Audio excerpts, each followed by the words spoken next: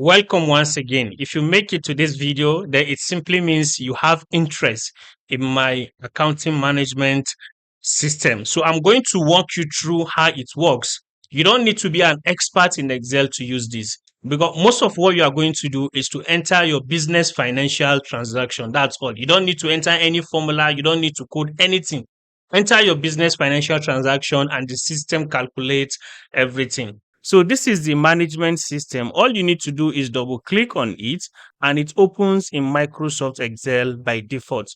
Then you come in to enter your username and then you also enter your password. Now, by default, I have set the username and password to admin, but I will show you how to change the username and password after you've purchased this system. So I enter the username and password, then I click sign in and only then I can access the entire system. So the first thing you come across is your dashboard. You can then filter the information on the dashboard by different metrics such as weekly, monthly, quarterly, or yearly. Now you can see that the revenue and the KPIs are all zeros. That's because we've not begun to enter information, otherwise called transaction. But anyway, we have the dashboard view, then the sales view, the expenses, inventory purchase, the stock adjustment, receipt and payment, journals, and if you scroll down, we have different segments of the accounting system, including the income statement, the balance sheet, and the cash flow statement of account. Everything has been created. All you need to do is record your business transaction. So let's take an example. Before you record a transaction, first of all, you must navigate to the master sheet, enter your business information, then you come down to product and then enter the list of products you have. After you've entered all this information, the next thing for you to do is navigate to the sales page. Then you enter a date for the transaction, which is, for example, on the 18th of May. I will now select a customer from the drop down list. Now, the information you enter about customer in the customer page is exactly what will reflect here for you to choose.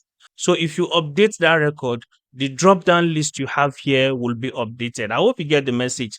This system is a kind of connected and everything is automated. So I will scroll down and select a product, for example, which is this. Then I will specify the quantity I want.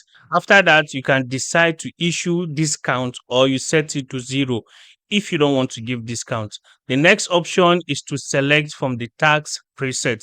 So I will select this tax code and as you can see, it has populated. To get more information about the tax structure, you navigate down to the last page which captures the tax details of which will be provided in the full video after you've purchased this system.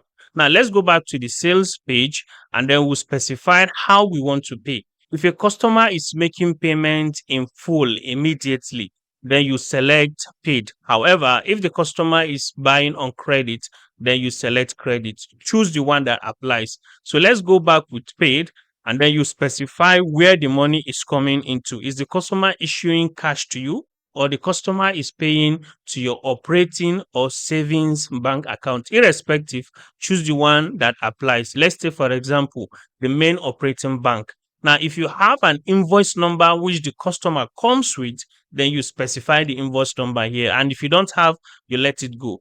Then finally, you have a section where you can type in some notes in order to remind yourself of the nature of transactions. After you've done that, then there are buttons below which you can click to post this information into the general ledger. So things are no longer done manually. It has been automated using button. So all I need to do is click save. And as you can see, the invoice has been saved. Then I click OK.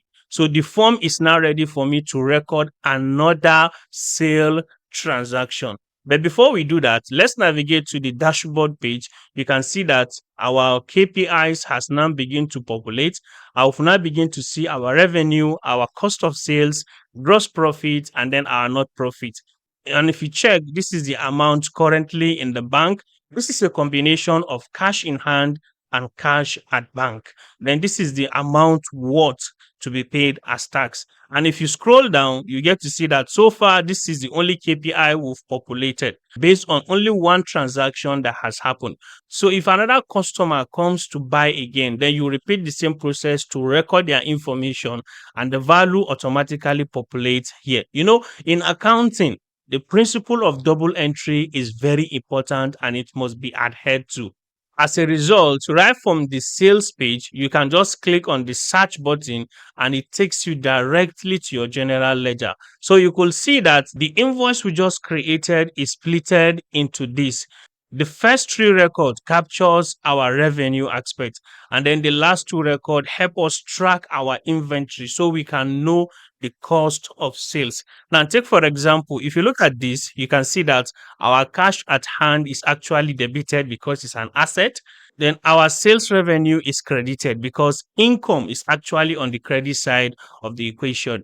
And then tax, which is a liability, is also on the credit side because we've not actually paid this tax. On the other hand, we now record inventory details where we have our cost of sale, which is actually an expenses. So we record it on the debit side. When expenses increase, they would want be debited. And then when inventory reduce, it will be credited. So that's why we have our cost of sales, which is on the debit side, and then our inventory, which is what on the credit side. So all this posting has been exempted. You don't need to manually do it. All you have to do is click on the save button and it does all the posting for you. There are lots of things happening in the background, but you don't really need to know about that. What you should focus on is enter the fill forms and post your transaction. So this system is actually connected and it's functioning well. If you would like to get a copy, click the link attached to this video to make this investment, and attached to the video file you'll be downloading, I have a more detailed guide that goes in depth to explain all of this. Hope you get the message. And if you are done for the transaction of the day, all you need to do is scroll down and you get to see the logout button. Click on it and then click yes. And that's it. You've been logged out of the system. Another thing you should also note is that if you leave the system open for 15 minutes idle without doing anything, the system will auto log out itself. A lot of brain work is actually put into this. And if you want to get a copy to make life easy for you, then click the link attached to this video and I will see you on the other side.